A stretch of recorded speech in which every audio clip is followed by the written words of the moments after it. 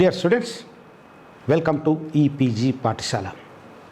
I am Professor P. Bhaskar Reddy, Department of Ancient Indian History, Culture and Archaeology, Sri Venkateswara University, Tirupati, the Principal Investigator of the subject Indian Culture. In the present module of the paper Outlines of Indian History, we are going to discuss about the major dynasties of North India. The period of our discussion covers from 647 to 1200 CE. This period is an important phase in the history of India, which it covers from the death of Harsha, which resulted political anarchy in India, and it goes up to the establishment of Delhi Sultanate. During this period, North India witnessed the rise of several political powers. The learning objectives of the module are the rise of political powers in North India as a introduction, the Rajput kingdoms like Pratiharas, who are known as Gurjar Pratiharas, Rathors or Gahwars, Chahamanas, also known as Chauhans, Chendelas, Tomaras, Kalachuris, Chalukya dynasty of Solanki, and their role in North Indian politics, besides the Palas of Bengal, the Senas of Bengal. These are the important political powers that rose to prominence and ruled in various parts of North India. Now let us start with the political developments that took place in North India after the death of Harsha. The political unity of North India broken after Harsha. As a result, number of lineages weighed for control over the principal political center Kannauj. Taking advantage of this political confusion, the Rajputs established their kingdoms. That is, from the death of Harsha till the Muslim conquest of North India is called as the Rajput period in Indian history. Even after 1200, many Rajput states continued to survive for a long time. Particularly in the period of Muslim aggression, the Rajputs were the main defenders of Hindu religion and culture. One of the striking features of the political history of the times is known as a tripartite struggle between three political powers: Rashtrakutas, Palas, and Pratiharas. With this brief introduction, let us start with who are the Rajputs and how they established their kingdoms, and then their role in North Indian politics. Before going to discuss about the Rajput kingdoms, it is necessary to know about the origin of Rajput clans. There was a conflict opinion among the historians regarding the origin of Rajputs. The use of the term Rajaputra as a collective term for various clans emerged by the 12th century onwards. The theory of Agnikula origin of Rajputs is given in Prithviraj Raso of Chandbardai. The Agnikula Rajputs included the Pratiharas, Chalukyas, Paramaras, and Chauhans. They are also considered as the descendants of the foreign invaders and the Indian Kshatriyas. It is known that these foreign invaders were Indianized and absorbed into the Indian society. Regarding the origin of the Rajputs, the famous historian V.A. Smith viewed that the Rajputs were a mixed race. Therefore, it can be said that diverse elements constitute in shaping of the Rajput clans. Of the Rajput clans that rose to importance in Northern India, the Pratiharas were the important dynasty. The Gurjara Pratiharas were the earliest of the Rajput rulers. The dynasty was founded by Brahmana named Harichandra. They claim descent from the Kshatriya Lakshmana, that is the brother of Rama, of the solar race. The prevailing view among the modern scholars is that they were a branch of the Gurjara tribe of foreigners closely allied to the Huns. The Pratiharas entered in India in the early years of 6th century Krishnendra, later founded an extensive kingdom in southern Rajputana with its capital at Bilmal. They remained independent rulers even during the time of Harsha. Later, they captured Kannauj in the beginnings of the 8th century Christian era. From 8th century onwards, they played an important role and emerged as an important dynasty in Kannauj. Nagabhatta the first was the great ruler of the dynasty. He started his career with capital Ujjain. He carried on successful war against the Arabs of Sind. It is known that from the beginning of 8th century, the Arabs started their inroads into Sind. At that time, the Gujaras played an important role in protecting the India from their invasions. The Nagabhatta's line became most powerful Pratihara family. Nagabhatta's control extended over parts of Malwa, Rajputana and Gujarat. Nagabhatta's successors were Devaraja, Vatsaraja. Nagabhatta II may be regarded as the real founder of the dynasty. During his time, his power was recognized by the rulers of Sind, Deccan, Vidarbha and Kalinga. He also defeated Dharmapala, the king of Bengal. But his power in the north was short-lived as he suffered defeat at the hands of Govinda III, the Rashtrakuta dynasty of Deccan. The defeat of Nagabhatta gave an opportunity to re-establish the supremacy of Palas, and there was a decline in the power of the Pratiharas during that period. Once again, the Pratiharas gained momentum during the time of Mihira Bhoja, who popularly known as Bhoja Raja, who ruled in between 840 to 890 Christian era, nearly 50 years. Bhoja Raja proved himself to be the greatest of the Pratihara emperors. It is known that Bhoja was defeated by the Palas, Rashtrakutas and Kalachuris in the first part of his reign, but subsequently managed to come back. He re-established his authority over the Chandelas of Bundelkhand. He scored victories against Devapala, the ruler of Bengal, and also Rashtrakutas. During his time, Kannauj was made the imperial city of North India. In the middle of 9th century, the Arab merchant Suleiman visited the empire of Bhoja Raja. He spoke highly the strength of his cavalry and peace prevailed in his kingdom. He was also a great builder. The Tilika Mandir is built by him. The other important ruler of the Pratihara dynasty is Mahendrapala I, who ruled in between 885 to 910. Under him, the Pratihara empire reached its glory. He conquered Magadha and North Bengal. Besides political expansion of the kingdom, Mahendrapala, considered as a great patron of learning. During his court, the poet Rajasekara was the ornament.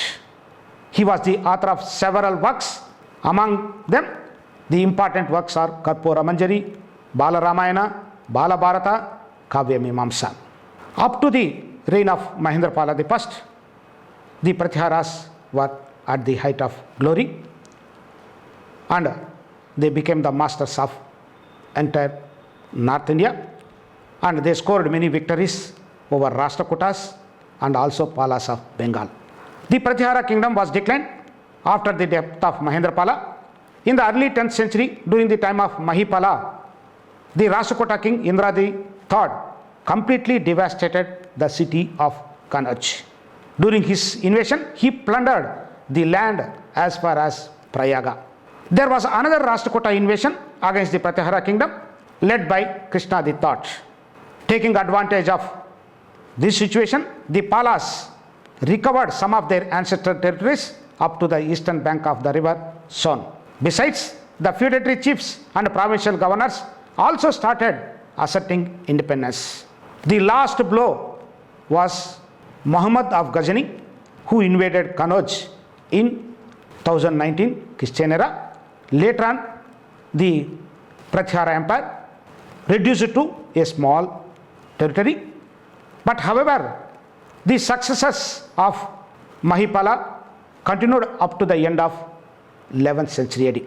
In the year 1090, another Rajput dynasty known as Rathors or Gahwars conquered Kannauj. With the rise of Rathors, the Pratihara Empire disappeared in the political history of North India. Later, the region was ruled over by another Rajput dynasty. Rathors are known as Gahwaras. The Rathors or Gahwaras ruled over Kannauj for more than a century. The founder of this dynasty was Chandradeva.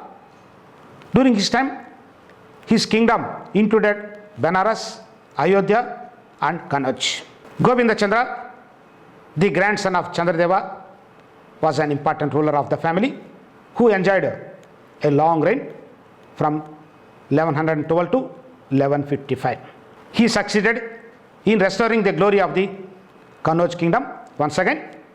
He annexed parts of Magadha which were under the Pala dynasty. He also conquered Darshana or Malwa. Thus, the Rathors also extended their territories over a major portion of North India. But his successor, Vijay Chandra, had the credit of driving out Amir Khusro from Lahore. The most famous king of this dynasty is Raja Jaichand. He was a great ruler. He has an enmity with his neighbor Prithviraj Chauhan, the ruler of Delhi and Ajmer. Taking advantage of their enmity, the Muhammad Ghori invaded over Delhi.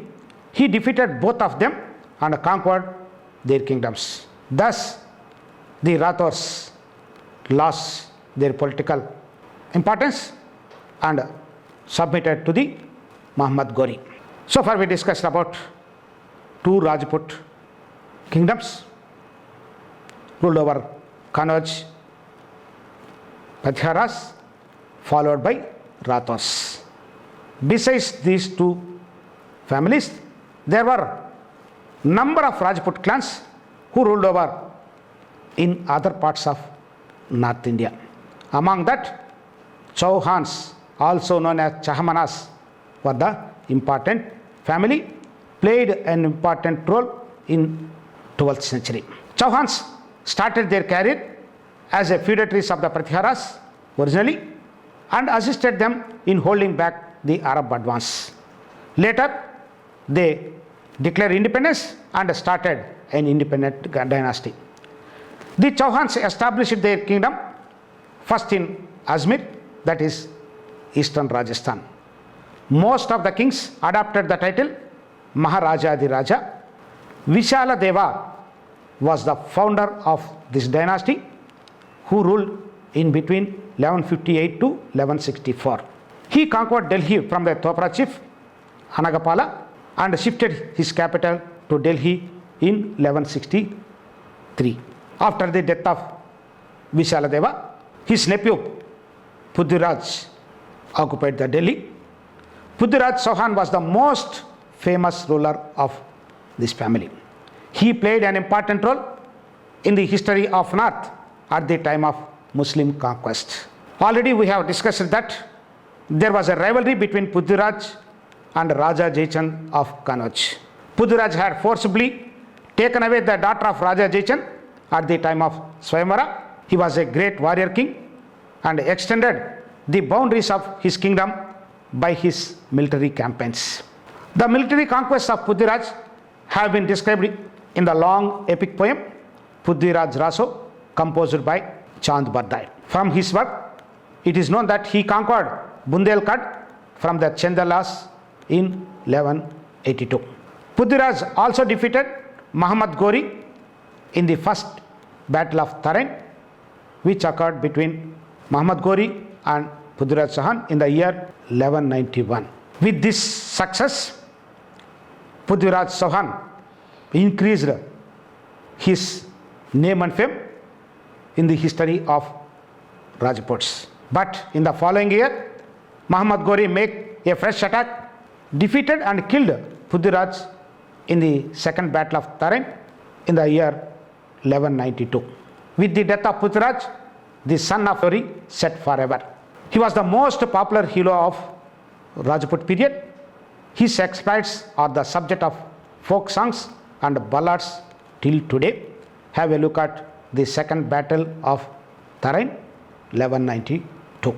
Among the other Rajput clans, Paramaras of Malwa was an important dynasty. The Paramaras of Malwa rose on the ruins of the Pratihara Empire of Kanauj. The Paramara clan have emerged from the Agnikund of Mount Abu. The early Paramaras were vassals of Rashtrakutas. One of their family member by name Upendra founded the new dynasty in about 820 CE. They were in a subordinate position. Munja was the seventh king of Paramara dynasty. He was a great patron of learning and himself a poet. But after Munja, the Paramaras were temporarily eclipsed when they lost Malwa to the Patiharas. However, their power revived in the mid-10th century Christian era. Raja Bhoja was the famous ruler of this dynasty who ruled the Paramara dynasty with his capital Dara. During his time, Bhoja tried to regenerate Hindu society. It was probably his power which prevented Muhammad Ghori to return by route he had taken to reach Somanath in the year 1024. He was a great warrior and also an accomplished scholar. He was a patron of Sanskrit learning and founded Sanskrit college in his capital Dara. He wrote a number of works on grammar, poetry, astronomy, architecture. Besides, he was also a great builder and is believed to have built 104 temples and also beautiful Bhojpur lake. The Paramara dynasty came to an end with the death of Raja Bhoja. Have a look at the beautiful architecture of Bhojeshwara temple, Bhojpur, and also Shivalinga in the same temple. The other Rajput dynasty who acquired much name and fame in both political as well as cultural history are Chandelas. The Chandela dynasty of Bundelkhand was one of the 36 Rajput clans. They were described as the most significant culturally as well as politically among the former feudalities of the Patiharas in central India. They played an important role in the political history of India for about 300 years. Their inscriptions trace their descent to a mythical ancestor named Chandratreya. However, the historical founder of the dynasty was Nanuka, who can be placed in the first quarter of 9th century. The inscriptions connect the early kings of the dynasty with the capital at Khajuraho.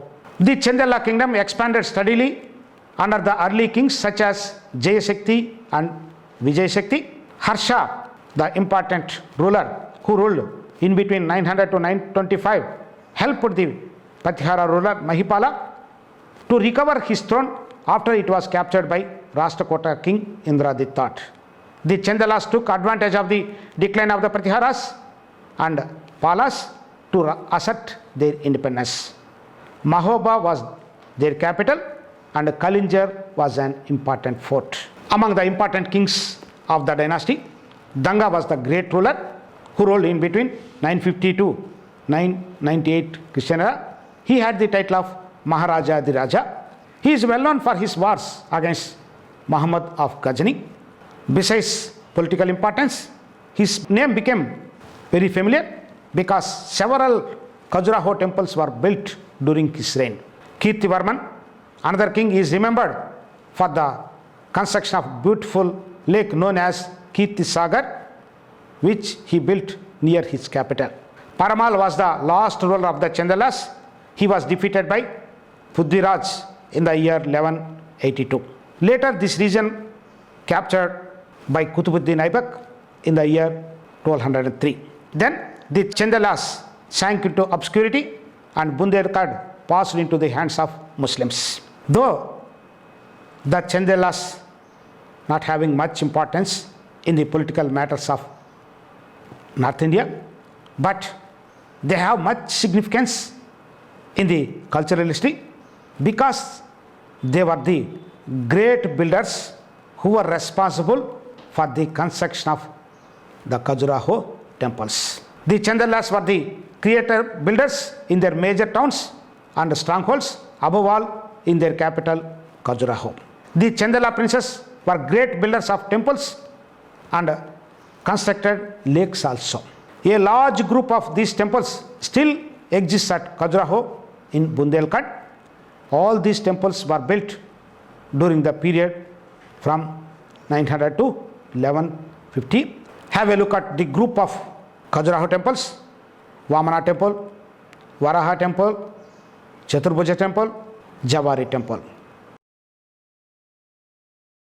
Adinath Jaina temple, Lakshmana temple, Vishwanatha temple, Devi Jagadambe temple.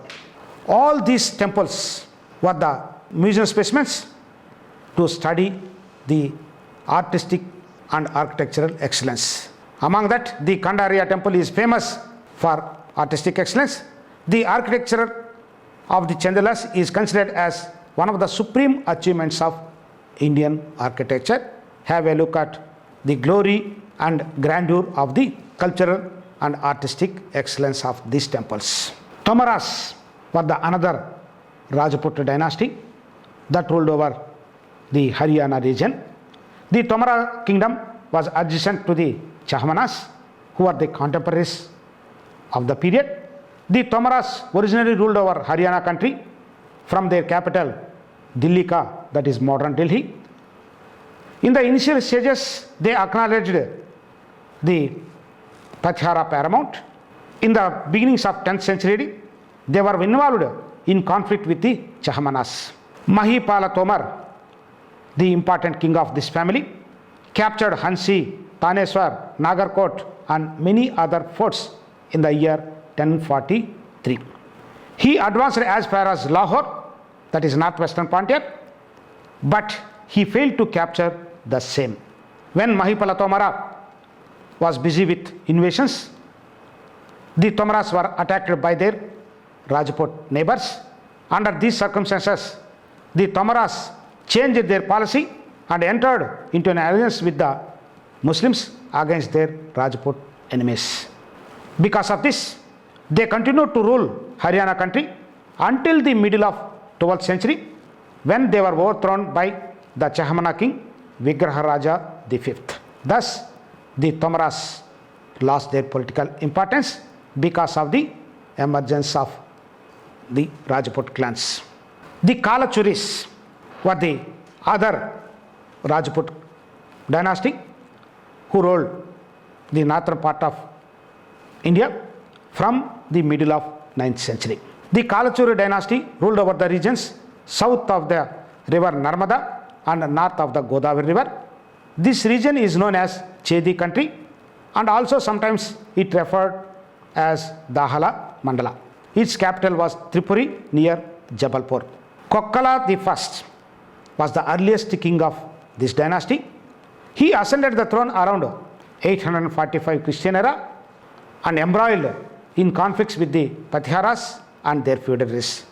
The later kings of this family included Shankaragana, Yuvaraja and Lakshmana Raja. Lakshmana Raja was the independent ruler of Chedi country in the 10th century. The Kalachuri power suffered reversal during the reign of Yuvaraja II in the 10th century. He suffered defeats at the hands of Chalukya king Taila II and also Munja, the Paramara king of Malwa. This was followed by a recovery under another king, Kokkala II.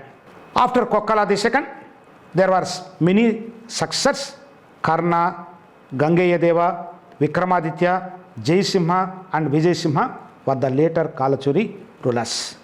They fought against the Chandalas and also with the Paramaras for their survival in the 11th century. On account of the rise of independent dynasties of Kakatiyas of Warangal in the middle of 12th century, the Yadavas of Devagiri in Deccan in the same period, and the Baghela Rajputs, the Chedi kingdom was declined in the middle of 12th century AD. So far we discussed about the Pratharas, Chauhans, Paramaras and Chandalas.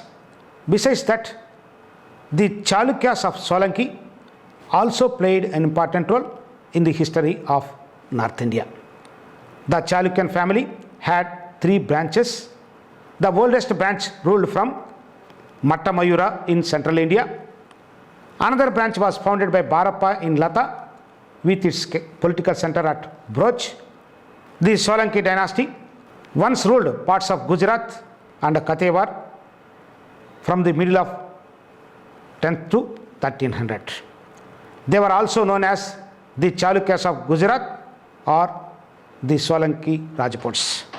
Mola Raja founded the Solanki dynasty with his capital in Anhil Pataka, also known as Anhilwada. Mola Raja, during his time, waged wars against Lakha of Kutch, Barappa, the ruler of Lata, and Vigraha Raja, the Chahamana of Shakambari. His defeat in the hands of the Paramaras led Mola Raja to take refuge with the Rashtakota king, but he was able to recover his kingdom.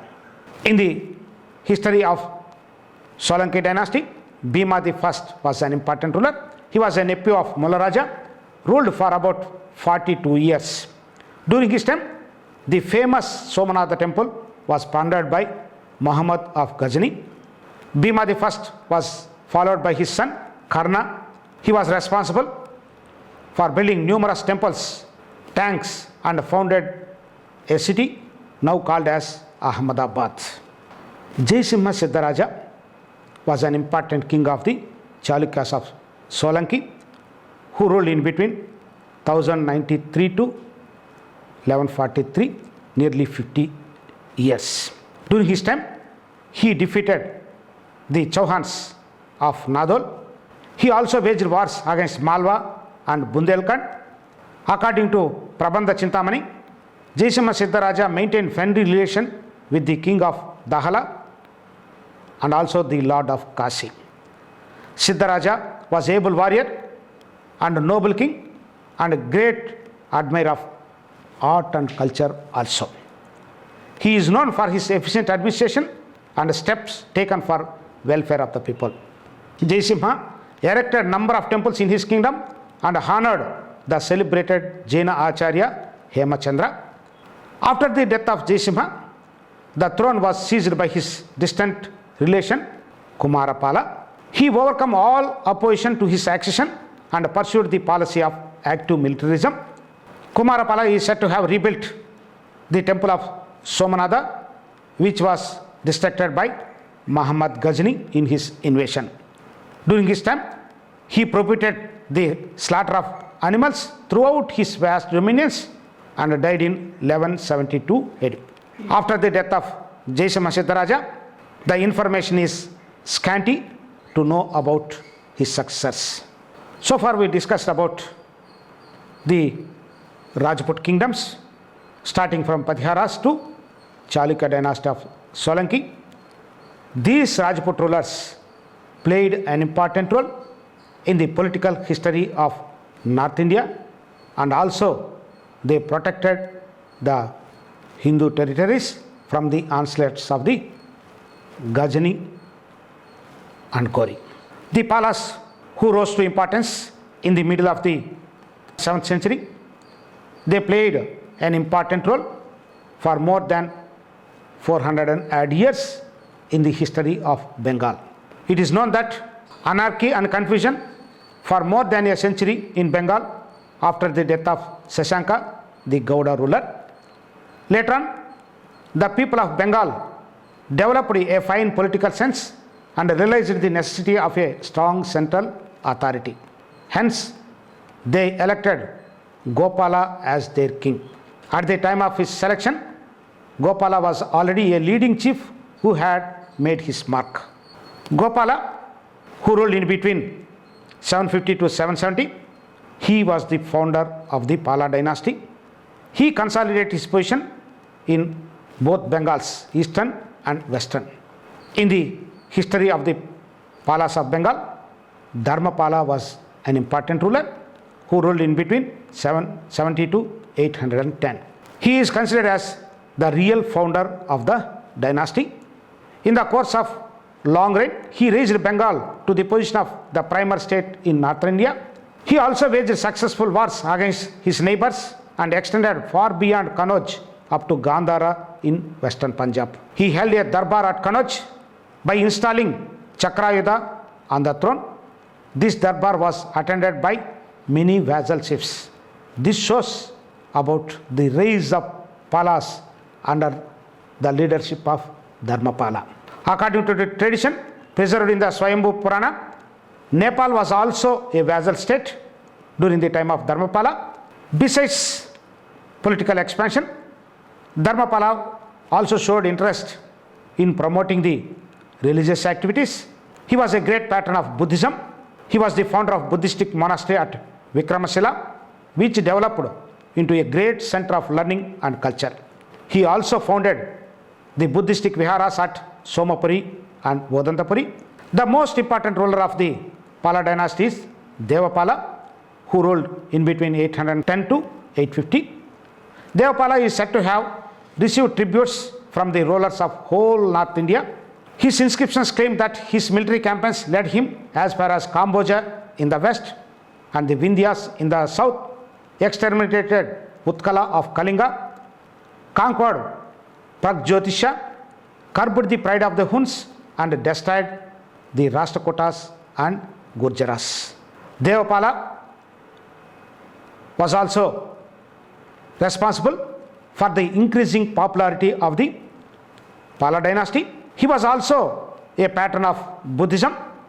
During his time, he constructed many temples and monasteries in Magadha. With this contribution, the art and architecture of the Palas reached fresh impetus, and they showed interest in constructing the temples and monasteries, particularly Buddhism. After Devapala, the Pala dynasty started its disintegration. The successors of Devapala were, however, weak. They were not able to maintain the glory and dignity of the kingdom for a long time. They suffered defeat in the hands of Rashtrakutas and also Pratiharas in the 10th century. The subordinate rulers of the Assam, Orissa assumed independence. But however, there was a revival of Pala power in the late 10th century under Mahipala I, and another brief recovery in 11th century Christian era. However, a major portion of Bengal passed into the hands of the Senas, another important dynasty of Bengal, towards the end of the 11th century Christian era. So far we discussed about the political history of the Palas. Besides political history, their contribution to Indian culture is everlasting, because they produced an effective administration system. They followed the religious tolerance. Particularly, they were the responsible persons for the spread of Buddhism. Under Pala's rule, Bengal became one of the greatest powers of northern India. It deserves remembrance as one of the most remarkable of Indian dynasties. They had long rule of 400 and half century. The reigns of Dharmapala and Devapala were a period of intellectual and artistic activity. The Pala rulers were originally Buddhists and founded the famous monastery at Vikramasila in Magadha. The kings maintained friendly relations with distant countries like Sumatra and Tibet. The great Mahabodhi temple at Bodh Gaya was built under their patronage. During their rule, the sculpture, both in stone and metal, was practiced with remarkable success. After the declining of the Pala dynasty, the region was passed under the control of another dynasty of Bengal, Senas of Bengal. The Sena dynasty was founded by a chief named Samanta Sena. The Senas were originally Brahmins of the Deccan and were feudatories of the Palas. They took advantage of the weakness of the later Pala rulers and occupied most of the Bengal region in the 11th century. Among the important kings of Sena dynasty, Vijay Sena was the real founder. He conquered the neighboring provinces of Bihar, Assam and Orissa and established a large empire. Ballala Sena was the most famous ruler. He, being an Orthodox Hindu, he reorganized the caste structure and introduced the practice of casteism among the Brahmins, Vaidyas and Kayasthas. Ballala Sena was a learned scholar and he was also a great patron of letters. Lakshmana Sena was the another important king. It is said that he reached the hills of Malaya in his conquest of world. Thus shows Lakshmana Sena invaded over various parts of Indian subcontinent. He erected victory pillars at Puri, Benares and Prayaga. However, during his time, because of the invasions of the Muhammad Ghori, the general of Muhammad Ghori by name Bakhtiyar Khilji invaded Bengal, Bihar and annexed them in the year 1199. When the Bakhtiyar Khilji invaded over Bengal, Lakshmana Sena fled to Bikrampur in Dhaka, where he died. However, these Senas continued to exist as a local dynasties in eastern Dhaka as subordinates to the Mohammedans for another 4 generations. So far, we have discussed the important dynasties that rose to prominence in the history of Northern India since the death of Harsha up to the occupation of North India by Delhi Sultanates. Now we can conclude this lecture with summary.